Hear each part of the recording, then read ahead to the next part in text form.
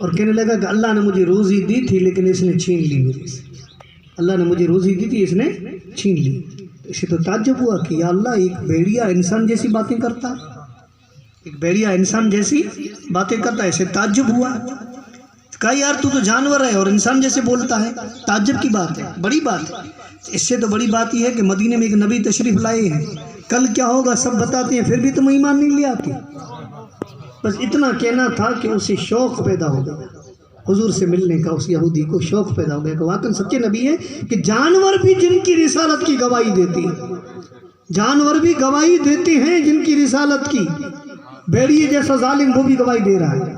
اس نے کہا میں تو مدینے میں آئی ہیں کئی دن ہوئے لیکن میں تو ملا ہی نہیں، مجھے توفیق ہی نہیں ملی، لیکن ابھی ابھی جاؤں، اتنا مجھے حضور کی محبت ہو گئی ہے کہ ابھی ابھی جا کے ملوں. لیکن یہ میری جو بکریاں ہیں نا، ان کا خیال کون رکھے گا؟ جنگل میں تھی بکریاں، ظاہر بات ہے چروا نہیں ہوتا، ادھر ادھر بھاگ جاتی ہیں، بھیڑی چیر لیتی ہیں، ان کا خیال کون رکھے گا؟ تو اس بھیڑی نے کہا تو حضور کے پاس جا، میں خیال رکھوں گا. تو حضور کے پاس جا، میں خیال رکھوں گا. حضور کی بارگاہ میں آیا. حضور نے صحابہ کرام سے پہلے سے فرمایا کہ اس نے دیکھو ایک عجیب بات دیکھی ہے، بھیڑی کی زبان سے میری رسالت کی گواہی دیکھی ہے. اور پھر فرمانے لگے کہ بکریوں کی فکر مت کر، وہ چوکی کرتا ہے. حضور پہ ایمان لے آیا وہ یہودی، مسلمان بن گیا، صحابی بن گیا. واپس آیا تو دیکھا کہ باقاعدہ وہ بھیڑیا جو پہلے بکری کو کھا رہا تھا، وہ بھیڑیا جو پہلے بکری کو کھا رہا تھا، اب وہی بھیڑیا بکریوں کی حفاظت کر رہا ہے. تو معلوم یہ ہوا کہ اگر دنیا کے بھیڑیے ستائیں تو ان کو سمجھانے کی کوشش مت کرو، وہ تو ان کا تو کام ہے کھانا ہے نا، وہ تو چیریں گے پھاڑیں گے، سمجھاؤ مت. ان کو سمجھانے کی کوشش کرو کہ بھئی ہم غریبوں کو مت پھاڑو، مت چیرو، ہمارے بکریوں کو مت چیرو، ہماری عزت کو مت چیرو، ہمارے مال کو مت پھاڑو. تو یہ مانیں گے نہیں، کسی حالت میں مانیں گے نہیں. ان کا کام ہی ہے نا، ان کا تو کام ہی ہے نا، جس کا جو کام ہوتا ہے. ایک آدمی کہتے ہیں کہ ندی کے کنارے پہ نہا رہا تھا، کپڑے دھو رہا تھا، ایک بچھو ڈوب رہا تھا، ایک بچھو ڈوب رہا تھا. تو بیچارہ رحم دل تھا، بڑا رحم دل تھا. اس نے سوچا کہ بچھو ہے ڈوب رہا ہے، چلو اس کو بچا لیں. ایسے ہاتھ میں لیا، اس طرح سے ہاتھ میں لیا اور کہا کہ باہر کنار پہ پھینک دو. بچھو نے ڈنک مار دیا. اب وہ پانی میں بچھو گر گیا. وہ بیچارے کو درد ہو رہا، یا اللہ یا اللہ. پھر بھی کہا کہ جو کچھ کیا ہے نا، میں اس جیسا کہاں بنوں گا، میں اس جیسا کہاں بنوں گا. پھر کہا کہ پھر بچھو کو اٹھایا، پھر بچھو نے ڈنک مار دیا ہے نا، پھر پھینکا. 2-3 بار کیا. پاس میں دوسرا آدمی تھا. یہ عقل کے اندھی سوچتے نہیں، یہ تجھے ڈنک مار رہا ہے اور تو بار بار اسے بچانے کی کوشش کرتا ہے، یہ کیوں کر رہا ہے؟ تو بھائی ہر ایک کی عادت ہوتی ہے، اس کی عادت ہے ڈنک مارنا، میری عادت ہے رحم کرنا. ہر ایک کی عادت ہوتی ہے، اس کی عادت ہے ڈنک مارنا، میری عادت ہے رحم کرنا. اس لیے میں اپنی عادت سے مجبور ہوں، وہ اپنی عادت سے مجبور. مجھے حضرت امام زین العابدین یاد آ گئی. جب یزید نے امام حسین کو شہید کیا، امام زین العابدین کو ہتھکڑیاں پہنائی، جیل میں ڈالا. امام حسین کی بیٹی حضرت امام زین العابدین، طرح طرح کی تکلیفیں دی.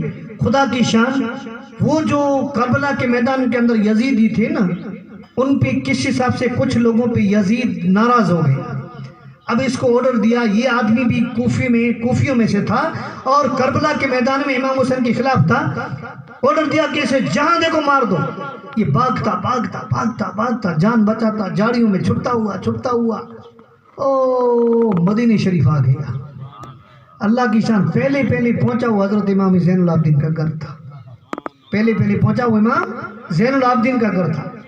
ہفتہ مجھے میری جان بچاؤ، میں مسافر ہوں، بھوکا ہوں، پیاسا ہوں. آپ نے کہا بھائی اس کو پانی پلاؤ، کھانا کھلاؤ. بھائی کپڑے گندے ہیں بیچارے کی، کپڑے نئے دو، اس کو پہناؤ. 3 دن تک رکھا. اب مہمان تو 3 دن رہتا ہے. ہمارے کچھ میں کہتے ہیں نا، ایکروڑی مہمان بیڈی مئی 3 ریو دنجی وہی انجی عقل وہی. اس لیے میں بھی 3 دن سے زیادہ کہیں نہیں رہتا، کہیں بھی رہتا ہوں 3 دن رہتا ہوں پھر چلا جاتا ہوں. اب 3 دن پورے ہوئے تو امام زین العابدین نے فرمایا کہ بھئی تیرا کچھ کام ہے، آگے جانا ہے تو تجھے اونٹ دیں، سواری دیں، سب کچھ دیں، کوئی تکلیف رہنا ہو تو رہ جا، ہمارا لنگر کھانا کھلا ہے، لیکن 3 دن مہمان ہوتا ہے، عرب کا رواج ہے. کہا مجھے ایک اونٹ چاہیے اور رستے میں کھانے پینے کا سامان چاہیے. وہ دے دیا. اب وہ روانہ ہونے کی تیاری کر رہا تھا، لیکن بار بار مڑ کے دیکھ رہا تھا، گھڑی دیکھی. اس کی قدم اٹھ نہیں رہی تھی. बस उठ नहीं थी। जाते जाते कहा हुजूर अगर मेरी जान बख्श दे, माफ़ फरमा दे तो एक बात कहूँगा। भाई कह दे तू मेरा मेहमान है, मैं तो थोड़ा तेरी जान मारूंगा। कहा हुजूर आप मुझे जानते नहीं, शायद आप मुझे पहचानते नहीं। इमाम ज़ैनुलाब्दीन ने कहा कि तू करबला में मेरे बाबा पे तीरें बरस रहा था, उस दिन से जानता हूँ। तूने मेरे बाबा इमाम हुसैन पे पानी बंद कर दिया था, उस दिन से मैं देख रहा हूँ। मैं तुझे अच्छी तरह से जानता हूँ, तू हमारे दुश्मनों में है और तू आया ना, मैंने पहचान लिया। तो हुजूर ये करम, ये मेहमानी नवाजी, करबला में तो हमने तुमसे ऐसा सलूक किया कि वो तुम्हारा काम था, ये हमारा काम था। वो तुम्हारा काम था, ये हमारा काम था। अगर समझ ले कि मैं भी तेरे पे तीर बरसाता तो एक कूफी और सैयद में फर्क क्या होता, एक आले रसूल और सैयद में फर्क क्या होता, ये हमारा काम है ना। मैंने तुझे जान लिया तो याद रखो ये अल्लाह वाले होते हैं, बड़े करीम होते हैं, बड़े मेहरबान होते हैं, बड़े रहम दिल होते हैं। तो सरकार गौसे आजम अब्दुल कादिर जिलानी तो इतने रहम दिल थे, इतने रहम दिल थे कि एक किस्सा आपको सुना कि मैं अपनी तकरीर को ख़त्म कर रहा हूँ। एक आदमी ने कोई कपड़ा बनाया, जो रहा था कपड़ा बनाने वाला, और उसको 7-8 महीने लग गए। और हमेशा उसका क्या इरादा होता था, ऐसा ऊंचा कपड़ा बनाता था और बादशाह के दरबार में पहुंचाता था, राजा के दरबार में पहुंचाता था। अब राजा उसको इतना इनाम दे कि 12 महीने तक बैठे बैठे खाए, फिर कपड़ा बनाए राजा के। 12 महीने गुजर जाए आराम से, खुदा की शान कपड़ा बनाया और तैयार हो गया, राजा के दरबार में ले गया। राजाओं के मूड अलग होते हैं, हमारे कच्ची में बोलते हैं राजअट, स्त्री अट, योगी अट, आप भी बोलते होंगे। राजा अगर जिद पे आ जाए तो राजअट, स्त्री अट और योगी अट, योगी आ जाए। मैंने चौथा अट बनाया है, बापू अट, पीर अट। पीर भी अगर जिद पे आ जाए तो खुदा खैर करे। हमारे कच्छ में कहते हैं ना, सैयद सिपाही गज़ब इलाही। सैयद अगर सिपाही बन गया तो अल्लाह का गज़ब हो गया। अब राजा का मामला अलग होता है, दून में होते हैं कभी कभी। अब कहा मुझे कपड़ा नहीं लेना। अरे बादशाह आपके ऑर्डर पे तो कपड़ा बनाया, 7-8 महीने मेहनत की, बैठे बैठे कर्जा लिया लोगों से, डोरे लिए, तागे लिए, नहीं चाहिए ये कपड़ा मुझे, निकल जाए यहाँ से। या अल्लाह अब करे क्या। 70,000 दीनार उसकी कीमत। अब ले कौन ले, पूरे बगदाद में मशहूर हो गई कि इतना कीमती कपड़ा बादशाह ने ठुकरा दिया। अब बेचारा रो रहा है कि मैं तो मुफलिस बन गया, उधार ले लेके 6-7 महीने मेहनत की और कपड़ा तैयार किया। मशीनें तो थी नहीं उस जमाने में, हाथ से बनाते। अब बादशाह ने मना कर दिया, अब करूं क्या, मैं तो मखरूज हो गया, इतना कीमती कपड़ा ले कौन। सरकार गौसे आजम अब्दुल कादिर जिलानी को पता लगा कि बेचारा, उसको बुलाया और कहा ये कपड़ा मुझे दे दे। 70,000 दीनार दे दिए उसे। इतने रहम दिल, इतने मेहरबान। सुन्नत में नहीं मांगा, मैं होता तो कहता भी मुझे सुन्नत में दे, नजराने में दे दे भाई। फरमाया क्या कीमत लगी है हुजूर, इतनी भारी कीमत है, चलो लंगर खाने से कह दिया इसको 70,000 दीनार दे दो। अब दर्जी को बुलाया, जुब्बा सिलाया, थोड़ा कपड़ा कम हुआ, लंबा जुब्बा पहनते थे, थोड़ा कपड़ा कम हुआ। दर्जी ने कहा हुजूर थोड़ा कपड़ा कम होता है। कहा एक काम करो, कतान जो अपनी ये बोरियां होती हैं ना, ये बोरियां जो होती हैं जिसमें दान भरते हैं, एक बोरी का टुकड़ा लगा दो इसमें।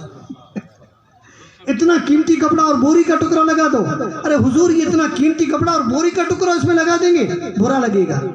ये बुरा लगेगा अच्छा लगे, मुझे कपड़े से कोई शौक नहीं है, मुझे तो सिर्फ उसकी दिलजोई करनी थी, उसका दिल खुश करना था, दिलजोई करनी थी। अब ये जुब्बा पहना, अब सब चोर पीछे पीछे कि ये जुब्बा मिल जाए और फिर बेचेंगे, है ना, तो न जाने कितने रुपये मिल जाएंगे। एक चोर बेचारा बूढ़ा हो चुका था, उसने कहा जिंदगी भर चोरी करता हूँ, एक जुब्बा मिल गया, 70,000 मिल गए, जिंदगी भर बैठे बैठे खाएंगे। अब मौका नहीं मिल रहा था। एक दफा सरकार बगदाद का जंगल में तशरीफ ले गए, ये पीछे था कि थोड़ी धमकी दूंगा, लाठी दूंगा, जुब्बा उतार दूंगा, इस तरह से, लेकिन हिम्मत नहीं चल रही थी। वो रौब था, अल्लाह ने आपके चेहरे में इतना इंप्रेशन रखा था, रौब रखा था कि वो डर रहा था, करीब नहीं आया। अब थोड़ा सा अंधेरा हो गया, आप अकेले हैं, इसने पीछे से सोचा कि खींचूं तो इसका थोड़ा टुकड़ा तो आ जाएगा ना मेरे हाथ में, पूरा कपड़ा नहीं तो टुकड़े के भी 2-4 हज़ार रुपये तो मिल जाएंगे। वो जरी रेशम की, उसमें बाकायदा सोना चांदी के तार लगे हुए, एक टुकड़ा पीछे से खींचा। आप जुब्बा भी भाई 6 महीने में बना होगा, वही थोड़ा होगा मामूली।